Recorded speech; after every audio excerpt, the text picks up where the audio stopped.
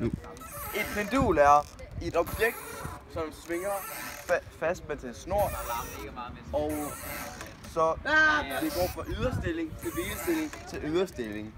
Yderstilling er de yderste punkter, hvor pendulen når ud til, og hvilestilling er, hvor den skal stille i midten.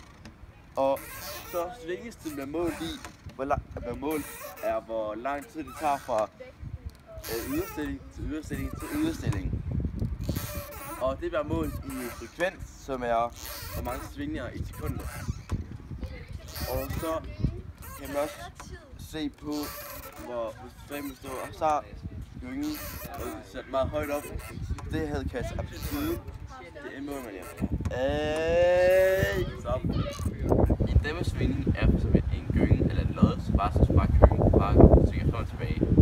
Det pendul vil stoppe, fordi der er vindmodstand, og det vil sige, at der er nogle luftmolekyler, som der skubber til hele tiden, og det danner en varme, og det stopper så den kinetiske energi for at køre. Og også snakker vi om de tre forskellige energier omkring penduler: potentiel, kinetisk og termisk energi. Potentiel energi, det er for eksempel, så tager et pendul og kører den op i yderstilling, et slip.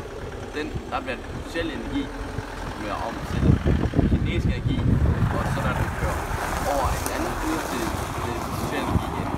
Og det der sker imellem, altså svingningen, det skaber termisk energi, altså du flytter på luftmolekyler, som gør, at der skabt en varme.